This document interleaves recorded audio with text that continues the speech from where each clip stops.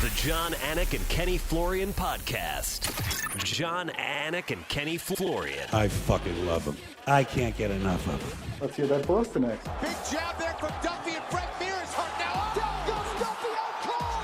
Frank Mir does it again. Rock'em sock'em robots here. Oh my goodness. Hyperbole. They're a couple of absolutely self-involved bullshit artists. Here are your hosts, John, Anik, and Kenny Florian. Well, when most of you woke up on Saturday morning, you were acutely aware of who Kenny Florian was. You might not have known the name Joaquin Buckley, but I fucking bet you do now. It's Sunday, October 11th, 2020. Good morning to you. Episode 271 of the Anik and Florian podcast. So Ken Flo has been working overtime for BattleBots. Big TV stuff for Ken Flo. Barely has a voice. And here he is, 8:34 a.m. Eastern Standard Time, or Pacific Time, I should say, on a Sunday morning. What a good egg getting up for the Anik and Florian podcast. Clearly your priorities are in line. What's up, boys? It's great to be here. I've experienced this maybe once or twice. You experience this, every other weekend? So, well, yeah. I am used to sitting in the podcast chair, half in the bag, 3 sheets to the wind, insert your cliche. But we got a lot to get to today. Obviously, UFC Fight Night, Moraes versus Sandhagen is in the books. We also have not just a knockout of the year frontrunner, but a knockout that is being widely talked about as one of, if not the singular greatest knockout in UFC history. So with respect to Cory Sandhagen, Kenfo, let us start with Joaquin Buckley over Sandhagen. Happy that we told you how to pronounce that name a week ago on the Anik and Florian podcast. But what about this knockout flow for Joaquin Buckley?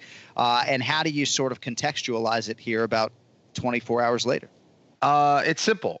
Kung Fu shit. That's what it was. It was Kung Fu shit. Dude, it was amazing. It was brilliant stuff. We forget that, a lot of the UFC fighters, they got 2 legs. If you catch one, they still got one other one that they could throw. You see it sometimes in Taekwondo or karate tournaments, and you might see it in some kind of fancy fight movie. You go, that would never work. I mean, that come on, that's not realistic. Yeah, it does work. The timing, the speed, the power, the accuracy was a thing of beauty, man. His opponent, who I still can't pronounce his name, caught his leg, and he just went for it, threw that spinning back kick straight away. Went right down the pipe and just froze him. It was unbelievable. And I mean that in a non-killing the other guy kind of way. Right. And Joaquin Buckley had a moment with Dana White after the fact and was almost brought to tears by all of that. Just an incredible moment for this kid. And I hate to keep saying, oh, this is what this sport is all about, but it really is, right? Effectively changes his life forever with one kick. And who knows to what extent he thought it could be devastating, but it certainly was for Sandhagen. So in terms of putting this in context, right? So I believe when the UFC did its top 100 knockouts or whatever it was, that the number 1 knockout was Anderson Silva against Vitor Belfort. And when you lay down the backdrop of the stakes of that fight, sure, I think it's hard to argue against that front kick to Vitor's grill with the belt on the line. And Vitor, I think at that time on an incredible run, right? Yeah, they were both in their peak, right? Right. I mean, but it's Edson Barboza against Terry Edom. I thought, and I say this, I shouldn't even say this lightly, but, I thought there was an attack on the arena in Rio de Janeiro when Edson Barboza landed that on Terry Edom, because I was in the back of the arena and then I saw the highlights, so I didn't see it live. I've never seen a knockout like that. I'm not sure I'll ever see one since. So for me, Barboza still is number 1. But man, if Joaquin Buckley is not right on his heels. It was insane. You're talking about a lot there. Were the stakes as high as Anderson Silva and Vitor Belfort? Was there a championship on the line? Were these 2 guys who were 2 big names who were really at their peaks? No. Okay. But as far as the technical execution of it, how spectacular it was, how shocking it was, it's right up there. I mean, geez, is it better than Edson Barboza's? It's tough. I'm not even asking you to answer that question, honestly. It's really tough. But when I think about it, because I have been thinking about it probably since yesterday, because that's the big thing. Everyone, they see this new knockout. This is the greatest ever. Yeah. It might be. I mean, it's unbelievable. Yeah. It really is. It's fantastic. Here's why it's so good. On top of that, the fact that these are the techniques and these are the moves that bring fans into the fight. Literally, if you've never watched a UFC fight and you see this, you go, wait a sec, they're throwing this shit in mixed martial arts? This is actually possible? Right. Like, I'm going to tune in.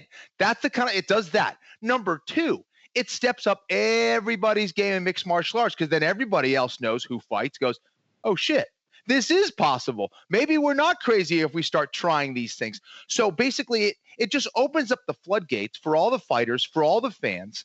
And it takes the sport to the next level, right? Yeah, I mean, like when you saw Anthony Pettis jump off the cage and land a shot against Henderson. These are things that I think take the sport to the next level in a lot of different ways, both in bringing in fans and stepping up the games, the technical games of the fighters themselves. You played soccer at Boston College. You did so well. Can you execute that kick or no? I think I can. I think I can. Right now, I'd pull at least 8 hammies if I did. Right. Yeah, but I'd do it. Give you 30 minutes to stretch, and we'll see what you can do with that Joaquin Buckley kick. But, dude.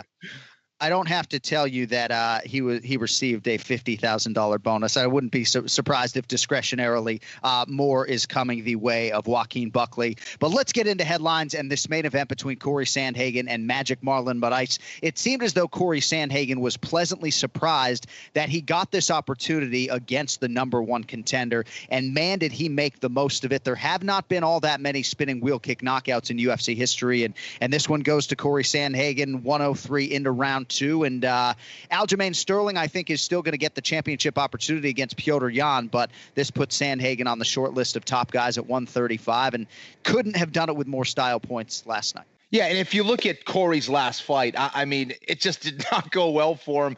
He was in a big spot. This really was a fight against Aljamain Sterling to determine really who was going to get that next shot, right? Didn't go well. He gets finished in the first round. Gets another opportunity to fight a main event against a guy, Moraes, who is an absolute beast. It's a very dangerous fight. And he had, could have gone 0-2 here.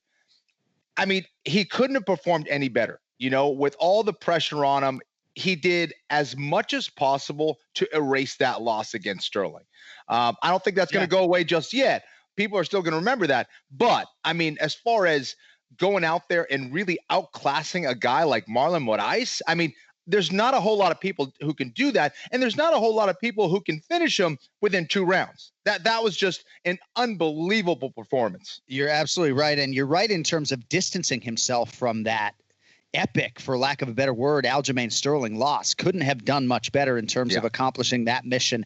I love the length. I mean, people are going to look to you to talk more about the physical maybe than me. As far as the mental is concerned, huge pressure spot for Cory Sandhagen. I mean, let us not overstate how much pressure there was on that man. Yes, he was favored, but all of a sudden you go from being perfect in the UFC to potentially losing back-to-back to Sterling and Moraes, and the whole career trajectory changes. So Sandhagen now has beaten the number one contender. He's firmly in the mix, and I'm just as impressed with the mental as I am the physical. But physically, Kenny, I thought he moved really well, uses his length, has a great jab. I mean, Christian Allen has worked wonders with this kid. What'd you think of the technical performance out of Cory Sandhagen? Yeah, I think in my tweet I called him silky smooth because, not only does he throw everything in the book, I mean, he throws a lot of different variety at you. He does it at a very high level. He really can do it all, and he's tall, he's lanky, he makes it look easy, he's very calm, he can fight in the pocket, he can go backwards, he shows nice lateral movement, whether it's elbows, punches, knees, kicks, takedowns. This is a guy who really possesses a tremendous amount of skill in a lot of different areas. And while Moraes was looking good in the first round as well, I thought it was very smart by Sandhagen to force Moraes, or at least lure Moraes into utilizing basically a lot of techniques of throwing a lot and kind of getting him into this high-paced exchange. I think Moraes is the kind of guy who starts hot and then slows down as the fight goes on. It being a 5-round fight, I thought when you look at the overall strategy, it was brilliant. It didn't need to go that long. Sandhagen was just too good. He was mixing things up. I thought Moraes really started to lose confidence after that first round. So I think Sandhagen now might be one win away from a championship opportunity. All indications are it's going to be Petr Yan in title defense number 1 against Aljo in December.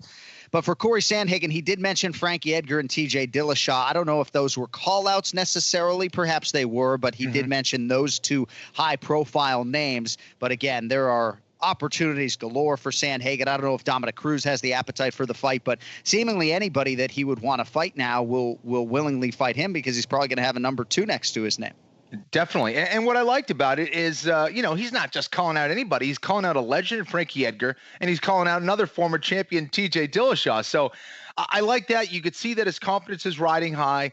And this is a very dangerous man. I do believe he will get his title shot again. Perhaps it will end up being a rematch against Aljamain Sterling, which I think will make it all the more juicy.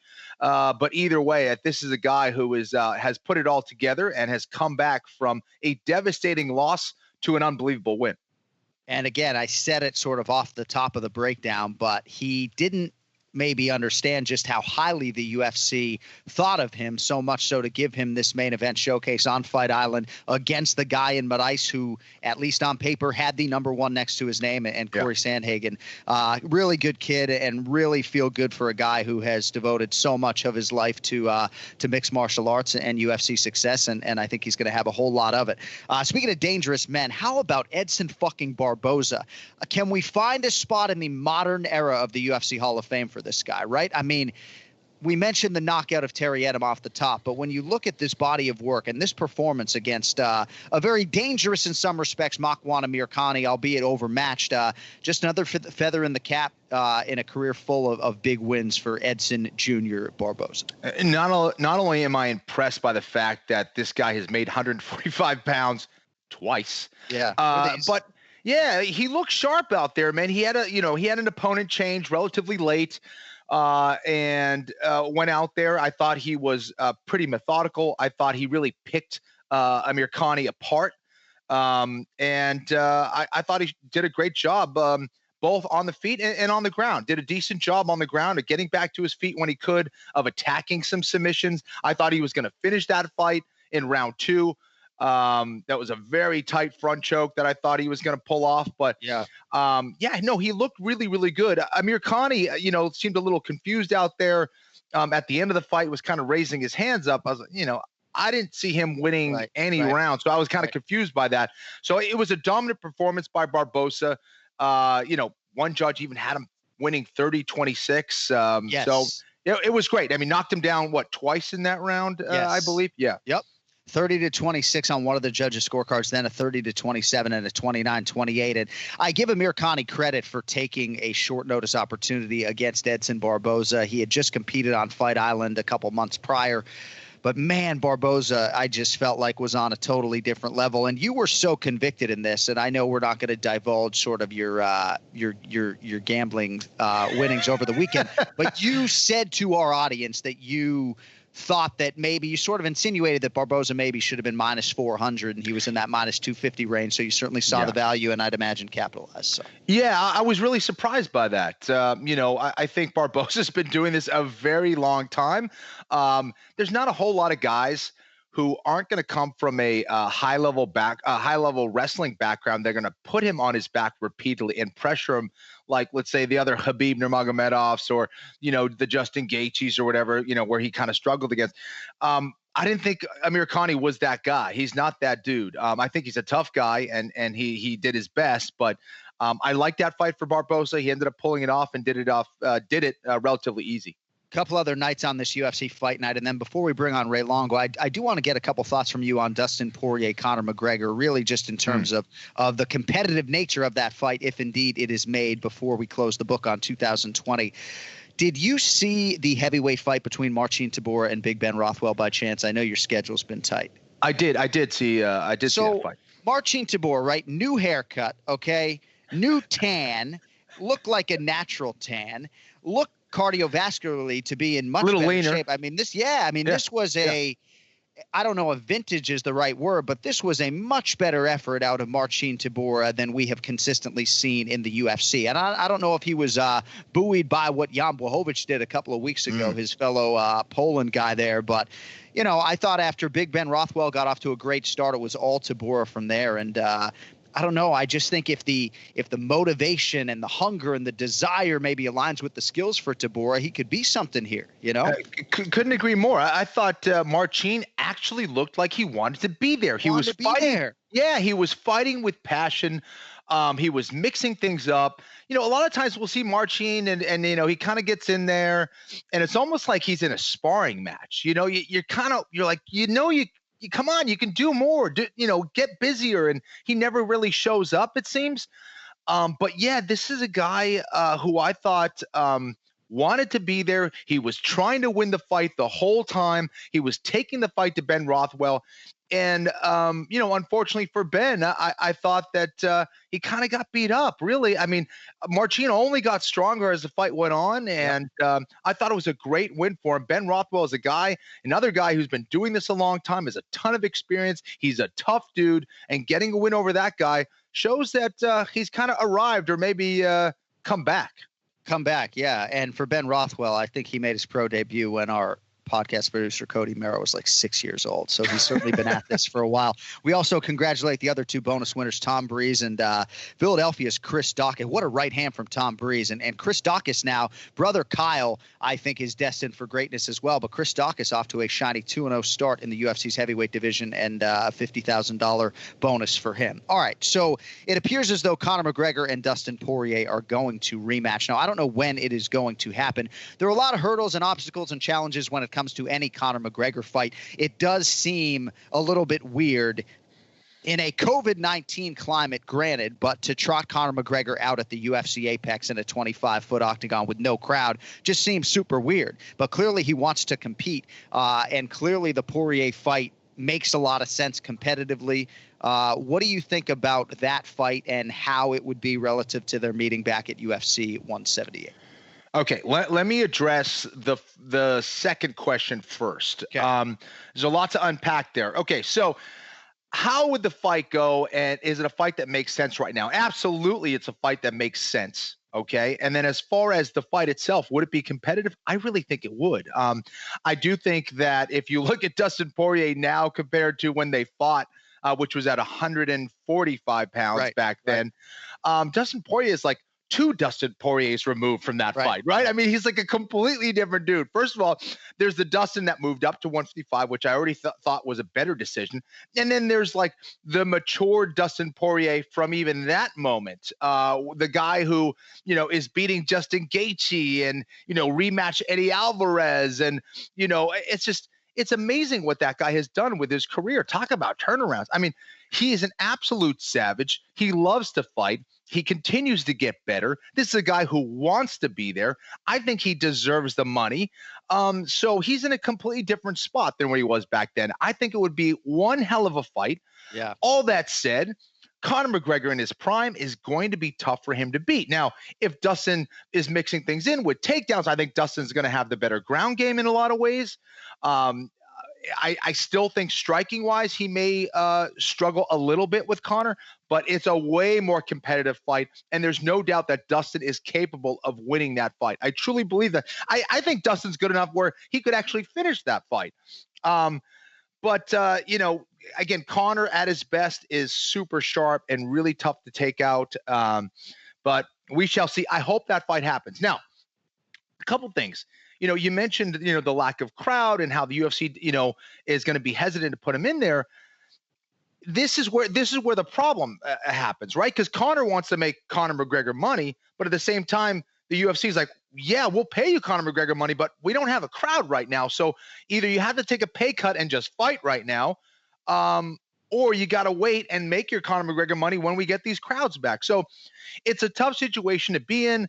I don't know if the UFC is really serious about putting that fight on right now during this time, but they need something. I think it would kind of help, bring in a lot of the fans that Conor brings in. I think it would ultimately be worth it. Can they pay him what he normally gets? Probably not. And for Conor, he's got to realize at the same time, hey, dude, all right, you made $90 million against Mayweather. That's probably not going to happen again, unless, I don't know, some other big boxing match comes on. You're in your prime. Fight. This is what you do best. Remember the time when you were, on food stamps in Ireland, just, take a little bit of a pay cut to fight so you can kind of stay sharp, stay ready, and then get that Khabib fight or whatever fight you want down the line. And the Manny Pacquiao fight just doesn't do anything really for Conor McGregor legacy-wise, unless he wins. I don't love that matchup for him in a boxing realm. But I have been banging the drum about Conor McGregor and his mixed martial arts legacy and how deeply I believe him to care about that. So this would certainly dovetail with that opinion. Now, again, at the end of Conor McGregor's career, I will either eat crow or I will have been right. He will have come back and tried to prolong this mixed martial arts career. I believe we sit here October of 2020, and he has one UFC lightweight win against Eddie Alvarez. All the rest at 145 or 170 pounds. So the question beckons for me for this fight, does it happen at lightweight? Because that's what makes it most interesting for me and makes the stakes most relevant, that this would happen as a true title eliminator at 155 pounds with respect to Ferguson, and Khabib potentially getting 2 fights with Gaethje if there's an immediate rematch and all of that. But I think it's very exciting that these two men want to fight each other. And I don't know. I think with the pageantry, it would be more festive on Fight Island in a 30-foot octagon than at the UFC Apex. But hopefully it'll be done in 2020. Seems like that is Conor's desire, that it will happen before they close the book on this year. So I hope so, man. I hope so, and I agree with everything you said. And again, I think he kind of needs to put the Khabib match aside. I just don't think that's going to happen. I don't think Khabib wants to fight him in a rematch, number one.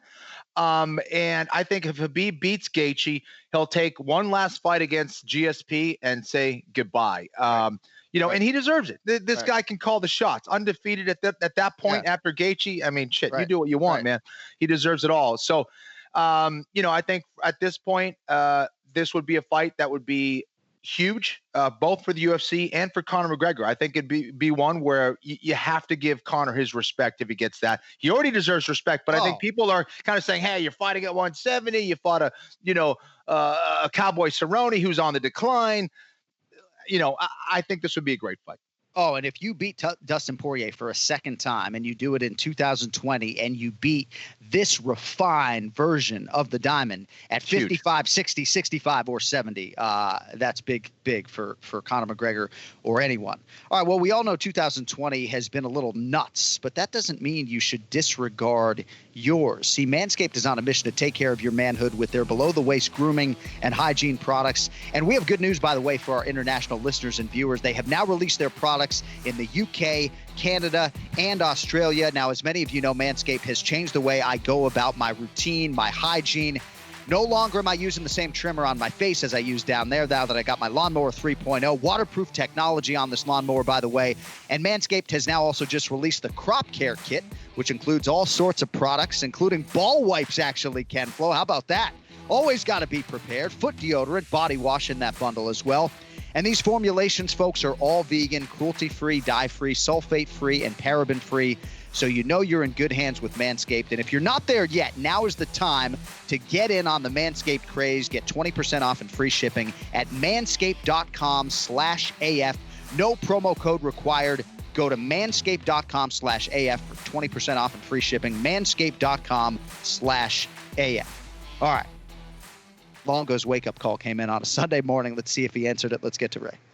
It's now time for the Ray Longo Minute. I want you to punch a hole in his fucking chest. That's what I want. The Ray Longo Minute. Starring Ray Longo.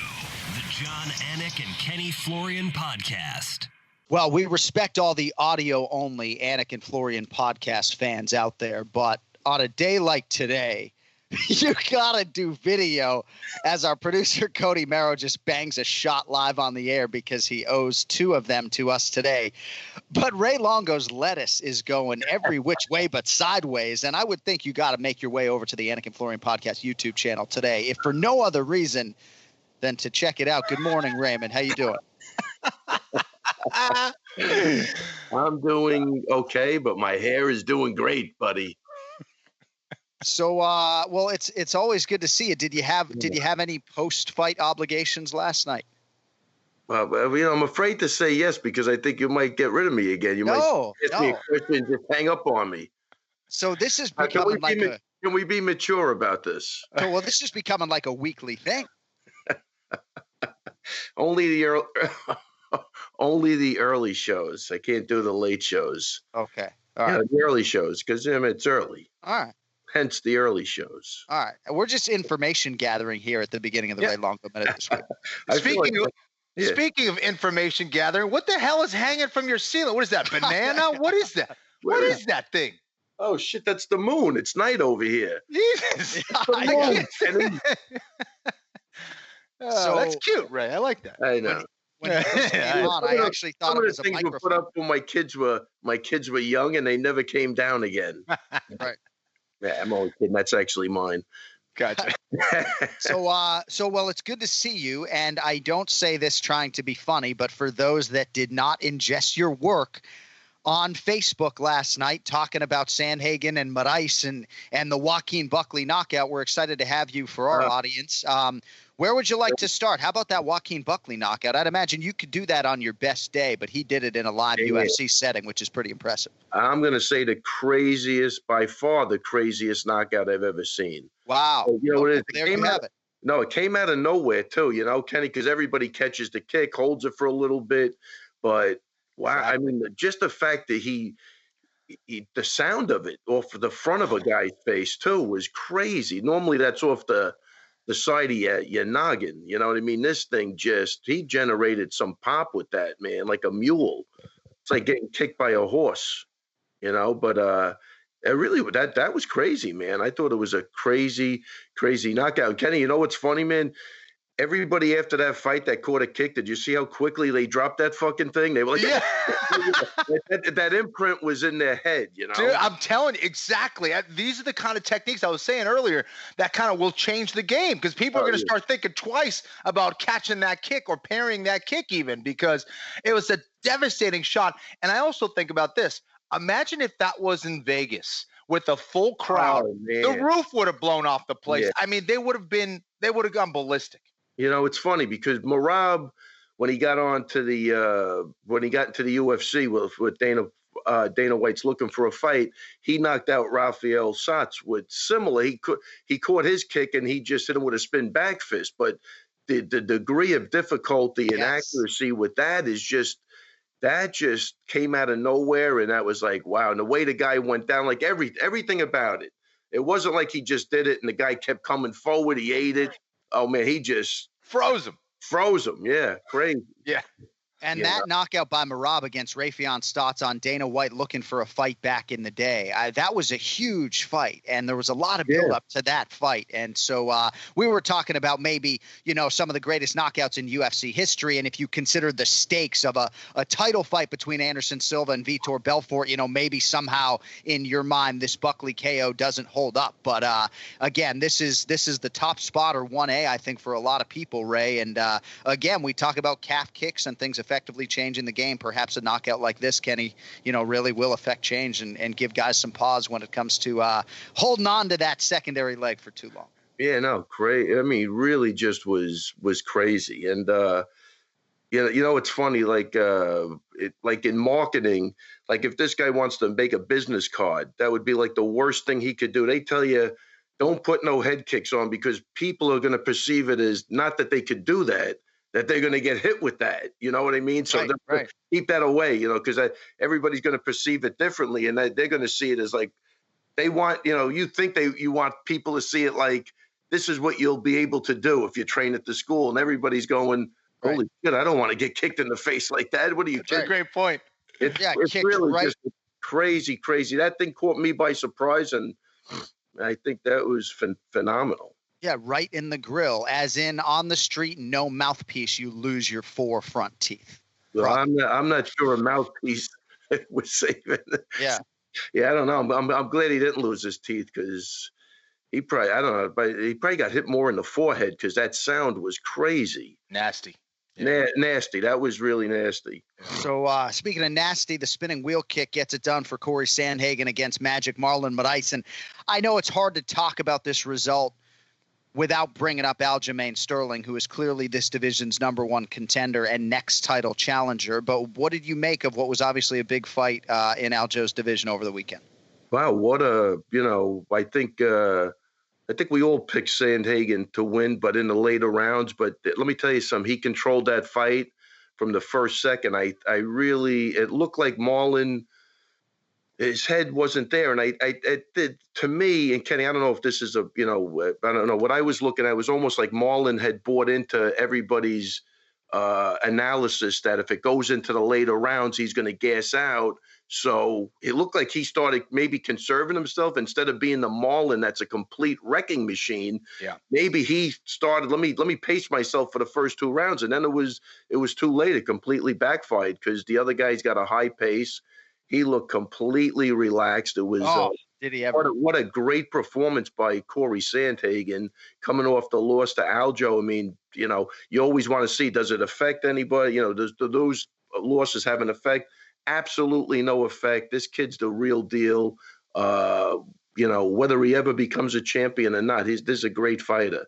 And I really, man, Marlon just never looked like the Marlon that we've seen. Now, that could have been due to Cory or, again, I think he really tried to conserve himself and relax that first round. And that's where he made the mistake, man. He wasn't the explosive Marlon. And, again, Sandhagen's movement was beautiful, so he never stood in front of him. If you look at most of those kicks that he lands, everybody's standing still right in front of him. And Cory did a great job with the movement, switching stances. Great fight to watch, man. I enjoyed the hell out of that fight. Yeah, that's interesting when you sort of set it up. It makes me think about Paulo Costa against Israel Adesanya. And if you're Marlon Moraes, right, you're the headlining athlete. You got all these media obligations. And Kenny, you're asked all week about your conditioning and how Marlon, are you possibly going to survive if this fight goes to a 4th round? And I do think that can get into an athlete's head. I don't want to take anything away from Sandhagen, and I know Ray is not trying to do that either, No, Kenny. But definitely I would agree with what Ray is saying in terms of Marlon's energy. He just didn't look like the killer we have come to know and love. Both of you guys made great points because – a lot of times, those media obligations, you just don't want to do them because you're cutting weight and it's annoying. But absolutely, these little thoughts get into your head as well. And it can really be like a poison, right? So I think that can be a factor for a lot of people, especially, experiencing, maybe not too many main events in the UFC. But I agree with Ray. I think that maybe he was thinking too much about the fact that it was a 5-round fight. He didn't want to gas again like he's done in previous fights, really wanted to pace himself, especially against a busy fighter like a Cory Sandhagen. So, yeah, these are all things that can really screw you up as a fighter. Yeah, and I'll tell you another thing, Kenny, too. This could never be proved, and it's definitely a mental thing. But look, we've seen him with. It started with Cejudo, right? He started to gas out, and Cejudo wins the fight. But then he has a really good fight with Jose Aldo, and he wins the fight. And what do? They fuck him. They give the other guy the title shot. So mentally, he's already taking a beating about something. You know what I mean? And these are the things that. We're human. Everybody's human. They have to get to you and forget about being human. Then you got all the crazy people talking to you that don't know what the fuck they're talking about, and they just make that situation worse. But that guy won a fight, and he got totally skipped over. And he's facing a guy. That's a great point, Ray. And he's facing a guy who lost in the first round his last fight. So he's thinking, what the hell do I have to? What do I have to gain for this fight? I beat him. That's what I'm supposed to do. If I lose, I go from a hero to zero. It's crazy. Exactly. So I think that's what we kind of looked at, a totally confused Marlon Moraes in there against a guy that could put on a heavy pace that was never going to gas. And I think that all just came to fruition in the octagon last night. That's what we saw. But man, first off, great performance by Sandhagen. 100% wouldn't take anything away. Look, we know the guy's the real deal anyway. You know what I mean? So this was a big fight. And, man, did that kid come through in flying colors, man. Hats off to him. Well, and Marlon Moraes historically would not be a guy that I would be looking to fade at the window. Translation, not a guy that I would be looking to bet against, right? But I think a lot of us just felt so strongly about Cory Sandhagen and think so highly of him that we felt like he was going to be able to put that Aljamain Sterling result off in the distance and execute it, and he certainly did that. What'd you make of Edson Barboza? I mean, I just have so much respect for this man's career. And again, another opponent that can be tricky and just total domination, I thought, for Edson Barboza. What'd you think of the co-main, Ray? Yeah, no, I think it was a great fight for Barboza to get back on track. He's superior striker. His takedown defense is really good. I think, you look at a fight with Khabib and you think, well, no, Khabib got him down, but that's how good Khabib is. This guy was nowhere near doing that. You know what I mean? So sometimes it looks easy on the outside what's going on, but then you get in there and it's a totally different ball game. But I really think it puts into perspective, not that we need to know how we know Khabib is great, but that puts in perspective how great Khabib is. He tortured Barboza, and Barboza, has a great fight, deserved the win. Another guy who's been mentally beat up, and I think he even played it more conservative for Barboza that we know. But he wanted the W, and again, what do I have to do to get a W? The other fights were wars with Ige and Felder, and I think a lot of people thought that Barboza won. So there's another guy. You could see how happy he was to finally get a W. I don't even think he was sure he got it. That's how, traumatized the guy was from his past couple of fights. But that's off to Barboza. The guy's been around forever. He's a great fighter. And 145. Let's see what happens. But I mean that fight wasn't as exciting as the previous fights he's had losses in.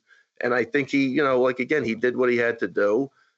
He looked great, but even when you listen to him talk, man, he wanted that W, man. It's horrible. That's why the judges, when they screw up a fight, man, there's a lot of collateral damage, mostly mental. And, you have to be able to get over that stuff.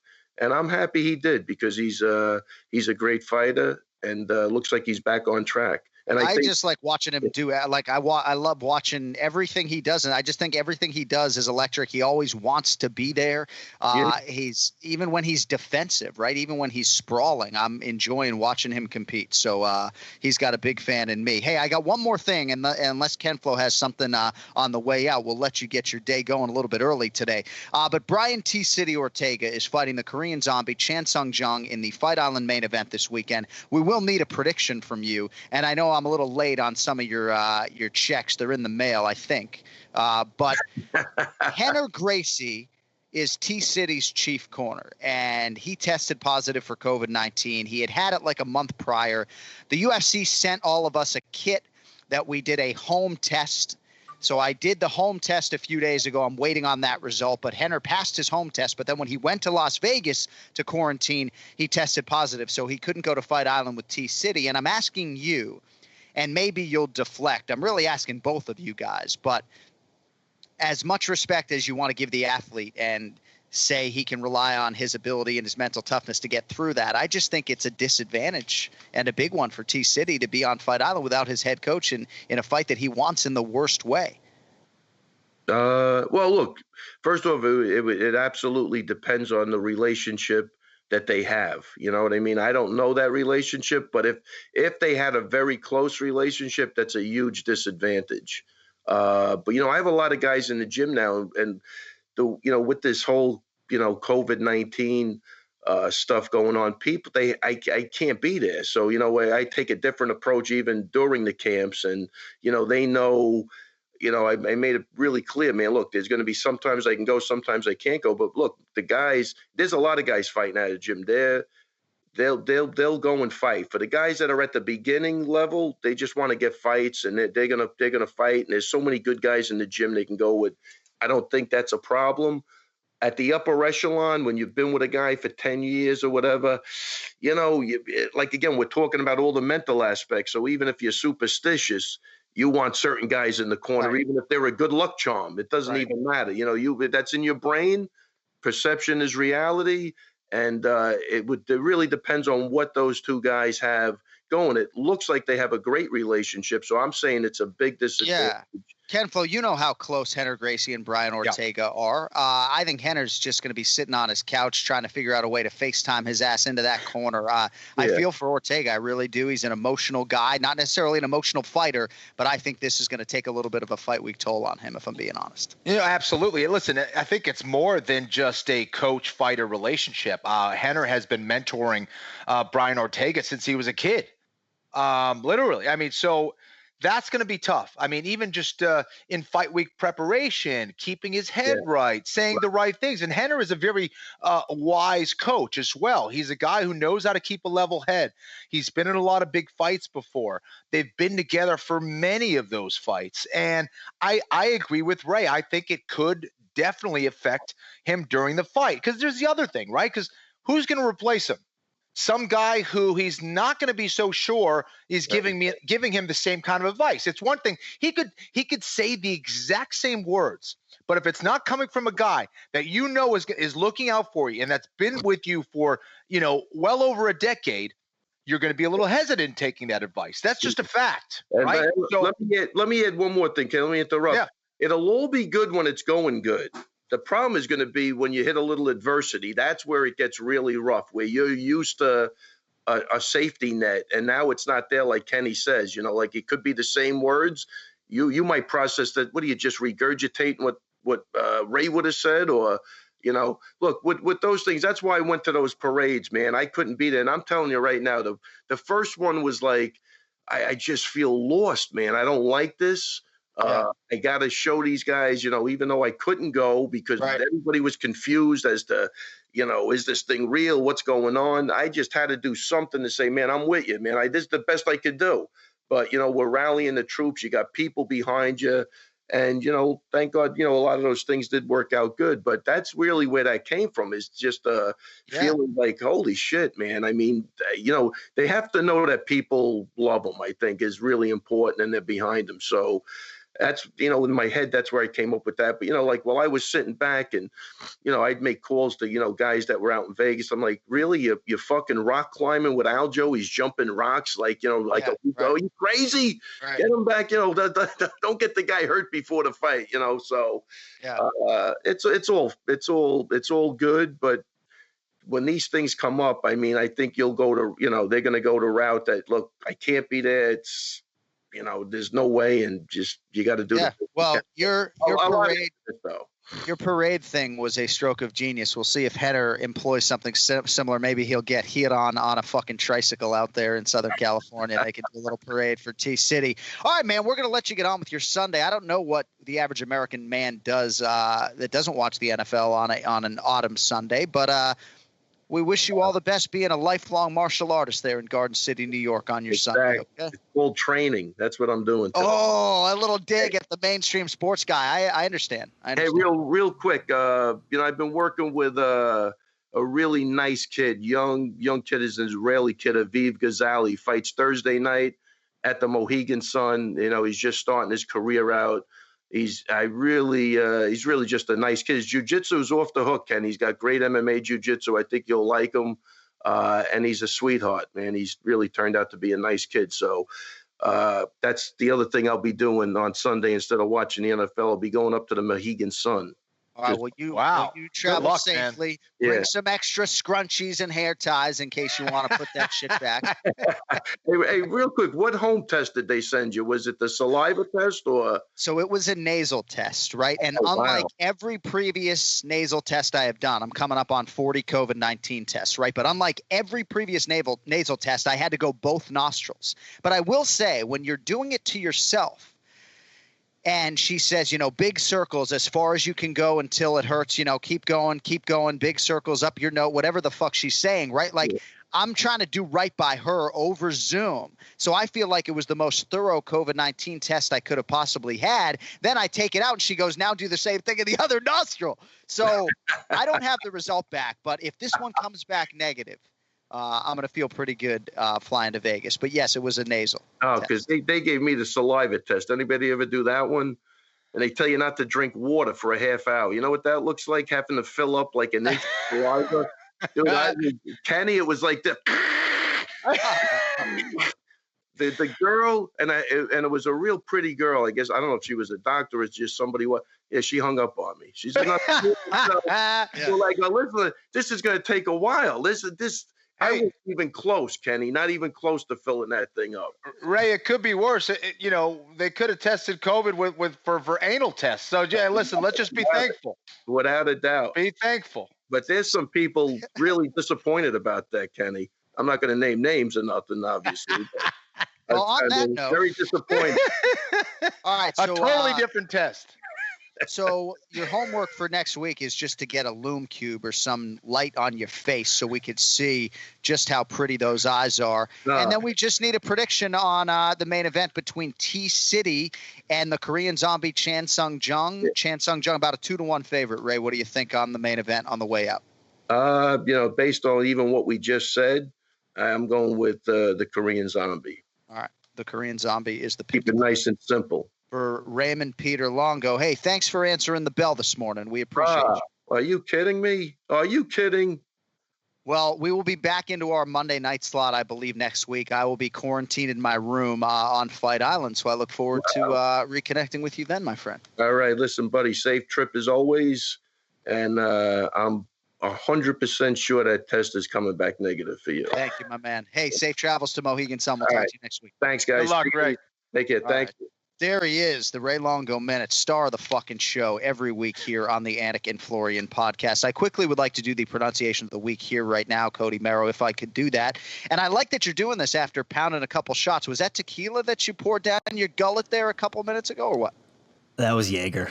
Yeah. Oh, fuck, man. Yeah. So I went to Gettysburg College in Pennsylvania, Theta Chi fraternity, and my family bottle, right? You had to do bottle night where you drink a bottle as fast as you can with your big brother. And our family bottle was Jägermeister. So I took like 11 shots of Jaeger in 11 minutes. It was the greatest buzz of my life, but I have not had a single shot of Jägermeister since. So you go with Jaeger early morning on a Sunday. Ouch. It's just what I had. It was Jaeger or Bailey's, and I wasn't about to get on here and take shots of Bailey's and go to the audience like, oh, I'm taking shots of Bailey's. All right, well, it'd be like coming on here and shotgunning a White Claw, you know what I mean? Well, it was lost on Longo, but we certainly saw you take those 2 shots, and we know you make good on your bets. So let's see how you do with the pronunciation of the week. This man competes in the co-main event this weekend. He will take on the UFC newcomer Ante D'Elia.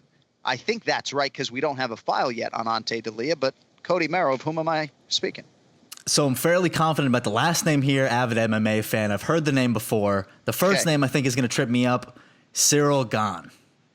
All right, let's hear him say it. Cyril Gane. So Ken Flo, I mean, you're the judge. I love when you say it's a no for me, dog. What do you think, Don? I got the slow one. I got the slow clip. If that's going to do me any more favors, do you want it, Flo? Yeah, let me hear it again. Cyril Gane. Cyril Gane. Cyril Gane. He's not even close, Ken Flo. I mean, no spoilers, but Ghana. It seems like he's saying Ghana. At some point, it sounds like he's saying gun, like what Cody said, and then another point, it's like Ghana, right? So it's I don't Ghana. know. It's Ghana, Yeah, like Ghana. the country. Okay. So my phonetic would be Ghana. So you're right, Cody. Not the easiest file to interpret necessarily. Cyril is a tough first name. I remember when we had Cyril Asker in the heavyweight division. Yes. And people want to just be like, dude, it's fucking Cyril Asker, okay? But Cyril is a tough name because technically you're supposed to emphasize the ril and not the C. So it's Cyril Gane, and that's a no for me, Cody Merrow, but I love it. Well, look, we're just going to address the elephant in the room. Last week you said I was cheating. I mean, you would have known if I had cheated that one because I would have said Ghana. I would have overemphasized it. I would have had it right. Whatever. I'll take the loss on this one. Cody, I tried, man. I was going to try to hook you up there. I appreciate it, Flo. Yeah. All right. You know we love you. The Chief Marketing Officer, Executive Producer, Cody Merrow. All right. Let's make some picks. It is UFC Fight Night. It is the Korean Zombie. It is T-City. It is coming up Saturday night. I think it's on ESPN+. Either way, let's get you some picks in the Main Event Challenge. It's the Main Event Challenge. Anik. The time is most definitely now. Florian. I finish fights. I'm going to do everything possible to win. The Main Event Challenge. The John Anik and Kenny Florian podcast. All right, today's Main Event Challenge is brought to you by MyBookie, where Ian Parker and I both have accounts and have been betting daily for years. And winning season now returns at MyBookie. Winning season means doubling your first deposit. It means insane props, epic bonuses, and the craziest cross-sport wagers out there.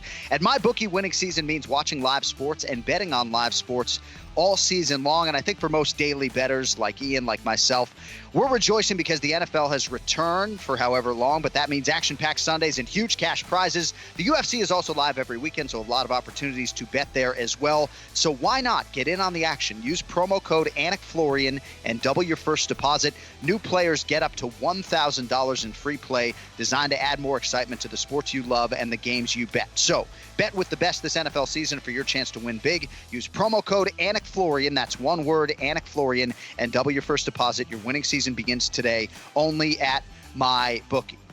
And with that, we welcome in the Duck, Ian Parker. So another sub 500 week for you at 1-2. Ken Flo nailed Sandhagen. He goes 2-1, wins the week by that margin, 2-1. It is now 126 to 125. Team Anik, captained by Ian Parker, has the lead, albeit by just 1 point. It's good to see you, Ian. What's going on? I've probably been watching that Buckley kick from the shadow realm at least 1,000 times. I can't believe you learned that stuff at Meraki BJJ. It's amazing what you guys do over there. It's it's pretty wild. You know, it's funny. I can't tell you how many times people probably practice shit like that in the gym. Just the minute that hit, Impa just went, that was a thing of beauty. I hope he really got the $200,000 bonus that Dana, I heard he said something like that. If ever a bonus deserved that level of money, that was definitely it. Wow. Yeah, pretty insane crazy. What Joaquin Buckley was able to do over the weekend. We can't say his name enough today, but I'm not mincing words with Ian Parker. You know that you have a long-term spot on this podcast, so I don't want you to worry, right? The question beckons, though, what exactly is the nature of that long-term spot? We appreciate your commitment to the podcast. Even more so than that, you know I appreciate your friendship. But if you want to guarantee that you are our primary handicapper for 2021, you know what you got to do. You got to beat this fucking guy. He's showing you the door right now, by the way. He basically said, sir, if you could just, this is the exit right here, sir. You can, please, thank you for eating with us that you could just, there's the door right there. You know, it's amazing. We get these breakdowns of the podcast of what we're going to do. And every time I come on, it's not what we say we're going to do. I got to defend myself right out the gate from my so-called team partner here. Pretty sure that we're still up by one. Look. Last night, on a betting standpoint, no, I said I would not bet the Sandhagen Marlon Moraes fight. Right. I thought that first round, both guys looked pretty good. That knockout from Cory Sandhagen was exactly what he needed to bounce back off of that hard loss to Aljo. Moraes, I don't know where he goes from there. He's got to really take a step back and breathe and figure out, maybe take a little bit of a step back and fight someone that's not top three. To be honest, I think he needs to figure himself out. You know, a guy who's was never finished, getting finished back to back. That's really rough. Ben Rothwell, I think Kenny and I think I can speak for both of us, throwing 150 punches in round one for a heavyweight. And he was, and Tabura was taking a lot of shots. I was liking it, but he didn't even mix up any takedowns with it. He didn't mix up the clinch at all. He was just throwing these bear claws. And what did I say in the breakdown? If he doesn't throw himself off balance, he should be okay. He was throwing himself off balance a lot in that fight, and Tabura was taking advantage. And then for Tabura to be able to take him down that late where Rothwell was exhausted, the jiu-jitsu game was no longer a factor. So he fought very smart. He rope-a-doped in the first round with that output. I didn't see that coming, even though Tabura was on a little bit of a winning streak. I just felt the experience. That was just a weird mistake from Rothwell. But I will do better. I'm just fucking with you. I see a big week coming for you. You're right. You still have the lead, and it's totally fine. Listen. You know, and what? We'll talk about your contract off the air. Yeah, listen. If you fire me, at least I know Zach Candido will keep putting my tweets on, and people seem to love that shit. So, whatever. Look, Ray Longo will have to just take my spot and make picks. You'll just have to have him on much longer. It'll be the Ray Longo 45 minutes. People will. Hopefully Longo doesn't hear back talking about him taking your spot or anything like that. Because I love Ray. All right, we're going to get to some picks right here, and we'll see how it goes for you. Jonathan Martinez is going to fight Thomas Almeida. As of this taping, there is no betting line. We are going to proceed as if Martinez is a slight favorite. We'll pivot if that is inaccurate, but a little setup for you, Ian. Almeida was 20-0. At one point in time, entering that May of 2016 main event against Cody Garbrandt. That main event actually was the brainchild of Lorenzo Fertitta, but Garbrandt KO'd Almeida, and now Thomas Almeida has just one win in the 4+ years since. He draws Jonathan Martinez now instead of Alejandro Perez. It's also happening at 45 instead of 35. Your thoughts on Almeida, Ian, against Jonathan Martinez? This is a tough fight for both guys here stylistically. I don't think Martinez has fought someone as high level as Almeida, and Almeida being out for as long as he has does concern me a little bit. However, for Thomas Almeida to get back on track and consider himself a top 8 ranked fighter at the moment, he has to win this fight. So I'm going to go based on him having to win at this point in his career. We know he's got the tools. All right. We know he's got the skills. He's very well rounded. He just can't get into a slugfest. He can't do kind of what Cody Garbrandt does in his losses and swing for the fences and do it to try and prove he can knock people out. He's got to use his ground game here because Martinez can take punches. He could also deliver them. Kenny just gave me a smirk. I think he's going Martinez.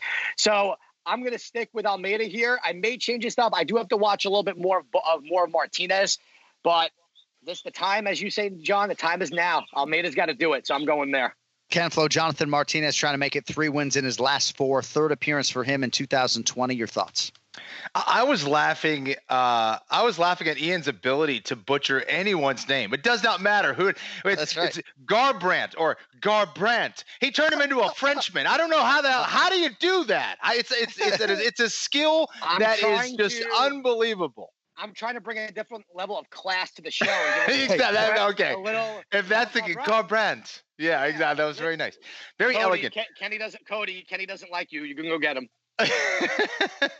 Well, you'd be surprised. Right. Kenny actually had my back today in the pronunciation of the week, I did. which we have as a Frenchman, and we can give Ian a try at the pronunciation if that's the road we want to go down. I mean, I have the file. Wait. If you think I was talking about you as Cody going after Kenny Florian, not Cody Garbrandt, you're out of your mind. I don't. Oh well, I assume that you were going with the better looking Cody in your life. So I'm sorry that I made that mistake, Ian, but still Cody Garbrandt, but you're fine. I still love you. Cody Mero. All right. So listen, I agree with Ian. I think Thomas Almeida is going to win this fight. I don't think it's an easy fight, but he's been struggling a little bit as of late. But I do like the matchup for him. I do think it's a better matchup. I think the big question for him is he getting better defensively, and what's his mental state at? If he's able to be solid on both those areas, I think he should win this fight.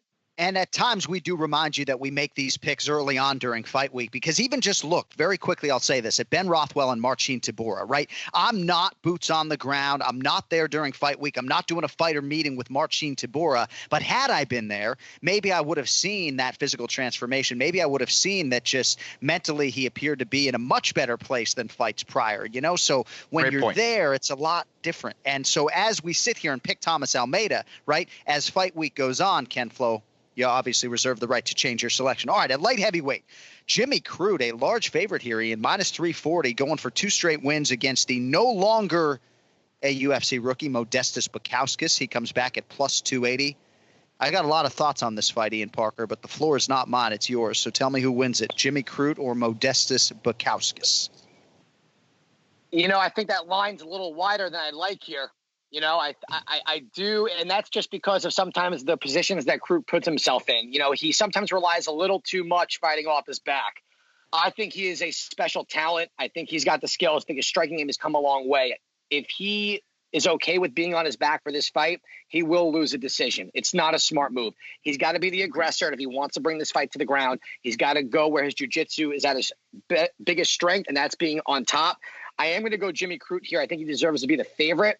I'm just hoping that, again, this is not a fight where you want to be on your back and be comfortable. So I'm hoping the striking game puts it together and he could surprise him, put him on his opponent's back, and get the fight there. So I'm going Crute. Ken Flo, I love the pedigree on both of these guys. Bukauskas was pretty impressive, I thought, in his UFC debut, despite a little bit of an anticlimactic end to the fight. Your thoughts on his second UFC start here against the prohibitively favored Jimmy Crute? Yeah, for Bukauskas, is that right? Nailed it. Yeah, I think he's a solid fighter. I don't know if his opponent got me excited enough for me to say that he's going to win this fight necessarily, but he certainly has a whole lot of potential. I just don't know enough or seen enough from him. So I do think Jimmy Crute does have potential, though. And I thought Ian did a great job of breaking down that fight. I think that he's got to fight smarter, and he's got to understand what the judges are looking at and understand where he's strong and where he's weak. And I think if he's able to do that, I think he can win this fight. I think that he does have some power. He's got some speed. He moves pretty well for a big guy. I'll go with Crute as well. All right, both guys like Jimmy Crute in that minus 340 range, or at least they like him to win the fight. Now we move on to the UFC flyweight division. I think this is a fascinating matchup between the possible future Hall of Famer and former UFC strawweight champion Jessica Andrade. She is a minus 145 favorite here against the American Caitlin Chookagian, who is the plus 125 underdog. We'll have Ken Flo lead us off here. So, Kenny, Andrade, I say Hall of Famer because she's done more than basically every woman in the UFC other than Amanda Nunes and Joanna Jędrzejczyk. You know, Ronda Rousey, of course, right? But, I mean, 18th UFC appearance for Jessica Andrade, and she's moving up in weight here for however long, trying to avoid a third straight loss on paper. What do you think about Andrade here taking on Caitlin Chookagian? You know, Chookagian isn't an easy girl to fight. I think she is more well-rounded and more skilled than a lot of people give her credit for. Right. I think she's good at kind of sticking and moving, and I think she should get off to a good start. I think Andrade, sometimes it takes her a little bit to warm up too. So I think this is an interesting fight. I think if Andrade is able to get to that clinch and make it a nasty fight, she can't make it a technical fight. Otherwise, Chookagian is just going to outpoint her round after round. But I think Andrade takes this. I do think she takes it. I do think she's going to be able to get the fight to the ground, work some takedowns, work some ground and pound. There's just not a whole lot of women in either division who are going to be as strong as her. And as you mentioned, has a ton of experience. We have seen improvement for the most part in her game pretty consistently. And yeah, I think Andrade takes this one. How about that third round by Jessica Andrade against Rose Namajunas on Fight Island? I walked into the hotel lobby. I said, Andrade, I was like, you won that third round 10-8, honey. That's a draw for me. But that's neither here nor there. Chookagian on the other side, Ian Parker. So humbled by Valentina Shevchenko, but a very interesting juxtaposition because she then fought her sister, Antonina Shevchenko, and looked really good. That was a unanimous decision win for Caitlin Chookagian. Your thoughts on her here as the dog against Jessica Andrade? When you texted me yesterday, who did I tell you I was going to pick? In this fight? Yes. I do not remember. He loves our friendship. I'm going to look right now. I'm going. No, I can't butcher the name. Yeah, that was me trying to get John to say the last name so I didn't butcher it. How about that? That didn't even work at all, Kenny. Kenny, I tried so hard to get him to do it. All right, so your text says might take Chookagian, and I was putting my son to sleep, and I missed the text. I don't know what to tell you. Text was at 2 p.m., but it's okay. No, I'm kidding. So I am going to go Caitlin Chookagian here. Here's the reason why I say that. Jessica Andrade does not do well against lengthy fighters. Against Rose, those first two rounds, she couldn't get in. To Kenny's point, if she gets into the clinch and lands a takedown, that's the Andrade we all know, the intensity, the power.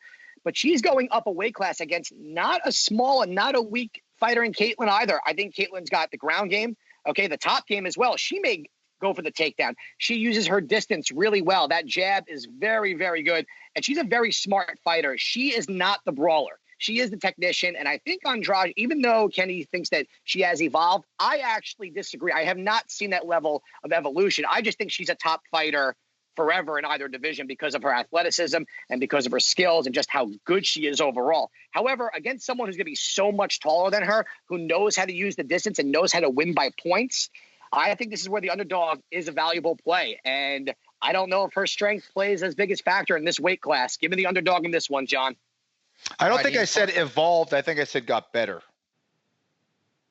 Chookagian is there a difference? Okay. There is a difference. There's definitely a difference. All right. I can get better with my boxing, even though I started off as a boxer, or I can evolve and become a better wrestler and better jiu-jitsu and right. All right. So fuck me then. I will then say I don't think she's gotten any better.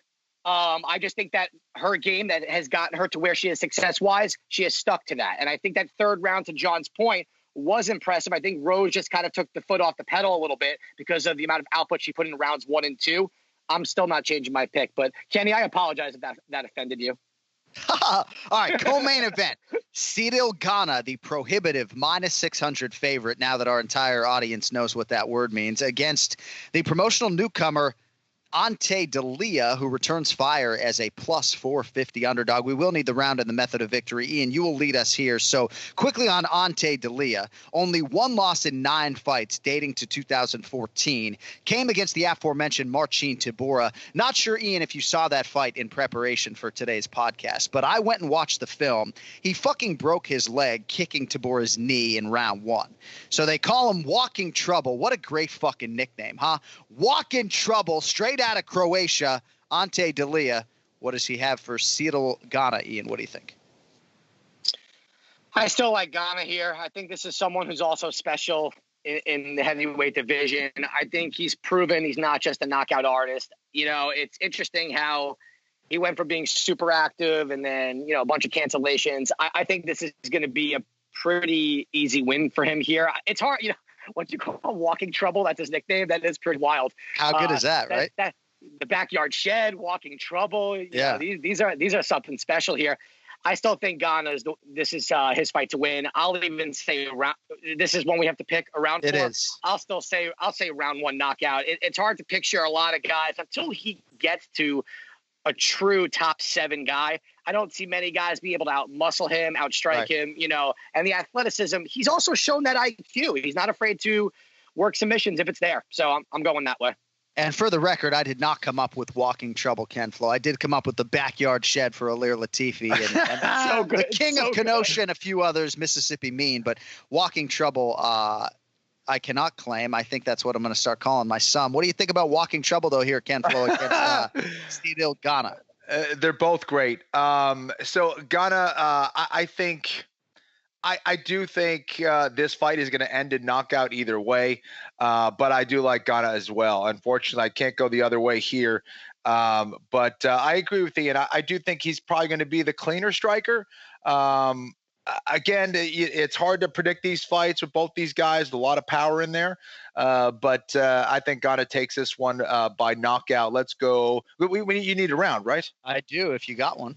Let's go round 1 knockout. All right, round 1 for Cyril Gane. And that brings us to the main event. We will have Ken Flo lead this week. Go! And this one's been brewing for a long time. This heat is real. The Korean Zombie Chan Sung Jung, a minus 185 betting favorite against Brian Ortega, who is plus 160. We'll need the round, the method, all that stuff. So on paper, little setup for you, Flo. Ortega has not fought in nearly 2 years. It was December of 2018.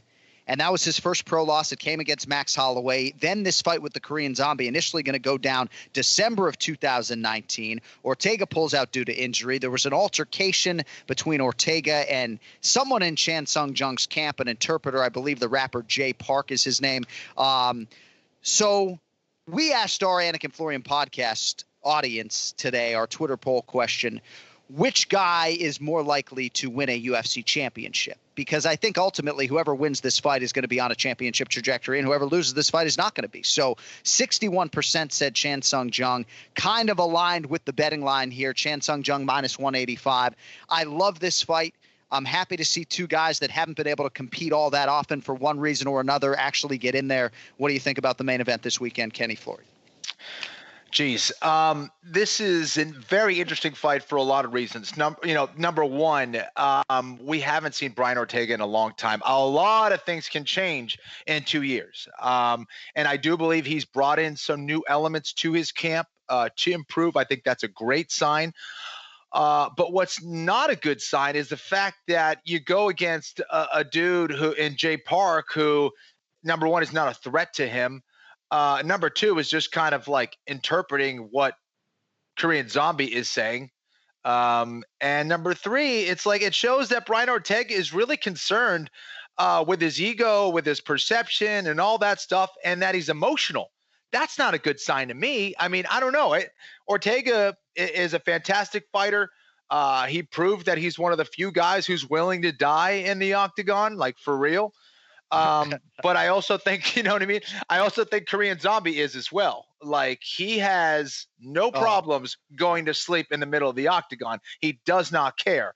I also think that the Korean Zombie might hit a little bit harder than Ortega. Both these guys have power to knock someone out at 145 pounds. But I remember many years ago when I was calling a fight, I saw Korean Zombie in person, and I was like, this dude's like bigger than me. He's huge, and he makes 145. Yeah, he's a massive dude. So I think, and he's no slouch on the ground either. Ortega should be better than him as far as submissions go on the ground, but I don't think Korean Zombie is going to be an easy out, and he's not going to be easy to submit. I think it's going to be an absolute war. I think it's going to be back and forth a while it lasts, but I do see either a knockout or a TKO for Korean Zombie around. Let's do round 4. All right, Ken Flo likes the Korean Zombie to get it done in the main event rounds by TKO. So one pick there for the favorite. Last decision win for Chan Sung Jung. I hate to keep bringing up Cody Merrow's age, but he was born in 1993. So Cody was 15 the last time the Korean Zombie failed to put somebody away in a win. It was 2008. Puts everybody away. That includes Frankie Edgar, who, of course, stepped in for Ortega last December. Ian Parker, the Korean Zombie, he's everybody's favorite fighter, right? Ortega's got a huge fan base as well. I cannot wait to see this main event. What do you think happens Saturday night? I'm all in on the Korean Zombie here. There's no question in my mind. I think this is a very career-wise, I don't think this is the smartest fight for Brian Ortega. You know, again, sometimes I look at this on a managerial standpoint. I look on where they're going to go, how they're going to get back. I understand this is a direct ticket back to the dance, but sometimes you got to look at matchups. Sometimes if you're going to take 2 years off anyway, why not have it make sense? You know, I think Kenny brought up a great point. We've never seen that emotional ego of Brian Ortega, and to have beef with a interpreter or a rapper that really has no impact on your life from another country that have any of us even heard of. And that's not a knock on Jay Park. I'm sure where he is, he's great, you know, but for that to be a thing kind of throws me off a little bit also. I know Henry Gracie's not going to be in this corner. I know Cody brought that up. We saw he tested positive for the coronavirus. So having someone who's been in there with you from day one, not there in this type of fight, kind of crazy. I'm going to go Korean Zombie round 3. TKO. I just don't see Ortega being able to get him down. I don't see him be able to sub him. I don't think knocking him out unless he catches him really clean. And Korean Zombie, even though he does take shots, he is definitely he's undead. Doesn't matter. He's a fucking zombie, right? He also knows how to fight. He's very skilled. He's not just this brawler. We just know that he can eat everything. And he will take one to give you something way harder. And I think he sends Ortega to the shadow realm. I really do, as Kenny calls it. It's hard to not picture that from everything I've seen. So, and I would love to see Zombie fight for a title. I really would. I think that would be awesome. All right, you can see it play out on ESPN Plus this Saturday night. If you want more from the Duck, he is at Ian Parker MMA on social media. And hey, man, all the best in 2021. You know we love you. We gave you this slot, but I have handicappers literally emailing me extensive breakdowns and reaching out every week. You're my guy. We chose you. I'm just trying to light a little flame under your ass because Ken Flo's cannonball fucking coming. I mean, I'm pretty sure I had like a 9-point comeback like a week ago, and that's interesting. They're sending you these breakdowns. So you know what? I'll take 20 minutes. And I'll break these down. I don't fucking care. Put my back against the wall. That's when I fight best. I have a lead, and I blow it because I get cocky. So I'd rather have this 1-point lead and do it the right way. Look, I do not regret my Marlon Moraes pick, all right? Because sometimes the fights that you give us – you know what? I'm going to do this for a second. Some of these fights you give us to pick are not necessarily the ones that we would bet, and they're very challenging and they're difficult, and sometimes it's a coin flip. You know, there was some shots last night that Moraes landed that could have put Sandhagen down, and they just did it. Fucking he knocks him out with a wheel kick. Kenny's going to tweet me after that. He fucking predicted that one also, I'm sure. So, look. All right. Hey. Excuses. I hear a lot of excuses. I'm so salty right now. Setting himself up for the loss. Dude, you had it. You should have just hung up the phone and said, thank you, John. We'll see you next week. But you fucked it up, bro. I could see it. I could see your fear. I could smell that shit, dog. Yeah, that's probably just my sweat from being outside. It's fucking hot out here. But, yeah, I am feeling the pressure, but it's good pressure. And I'm taking Kenny's chair. I don't care. You're sitting on the floor next year. Fuck you, bro. All right, buddy. Hey, we'll talk to you next Monday, and we'll get ready for obviously the big one between Khabib and Gaethje. Thanks for your time. We'll talk to you next week, kid.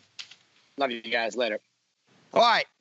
That does it for the main event challenge. Today's pick to click is brought to you by Oddshark.com. Oddshark is your source for the latest odds from leading authorities, expert editorial content, and detailed matchup picks with expert in-depth analysis for each game. Their free statistic numbers and trends will help you make the sharp picks on game day. Head over to Oddshark and start playing like a shark today. It is Oddshark.com. Don't forget that second S. I was actually on Oddshark.com all morning getting ready with my NFL picks. Anik 3-2, Mero 1-3-1. I don't love the board today, Cody Mero. I might just tail your selection, but who do you have for us here for the NFL in week number 5? Well, John, it feels like the more I talk, the worse my betting picks keep getting. So I'm going to keep it short here. Browns +1 at home against the Colts. I just like the way that the Browns look, and I don't think the Colts are very good. And, you know, the way that Kenny's on fire today, just lighting everybody up, I don't really want to be on the mic any longer. So I took shots on the podcast, feeling a little crossfaded now. I got the Browns +1. John, I'm going to get browned out. Take us on out of here. My man, and you can further up that crossfade when we get off the air, but we'll see how it goes for your Browns. I actually like the Colts long-term as a team. I obviously gave out a winner on the Colts a couple weeks ago against the Bears, but I like the Browns play today, Cody. So we'll see if they can get it done. And I'll be quick, too. I like the Atlanta Falcons. They're at home. They're laying 1.5 against the Carolina Panthers. Dan Quinn is coaching for his job today. The Falcons are 0-4. Matty Ice, though, the Boston College graduate like Ken Flo, has historically played very well against the Carolina Panthers, and the Panthers don't have all their horses, so I'm rolling with the Falcons today, short price at home against the Carolina Panthers. All right, we got to get on out of here. Ken Flo's voice has put in the overtime. Don't forget Thursday, remember the show with Bilal Muhammad and Jason Anik will be live on this here, Anik and Florian Podcast YouTube channel. The website is live, AnikFlorianPodcast.com. And merchandise is there if you want those Ray Longo Minute masks. We will be back with you next Monday, and we will get ready for UFC 254, Khabib versus Gaethje. I can't believe we are there already. Thank you to our guests, Ray Longo and Ian Parker, Cody Mero at the controls for Ken Flo and John Anik. Appreciate every last one of you subscribing, listening, watching. We also appreciate if you wouldn't text while you're driving. And how about wearing a mask? Militich, what do you think, man? You want to put on a mask this week? We'll talk to you guys in a week. See you later.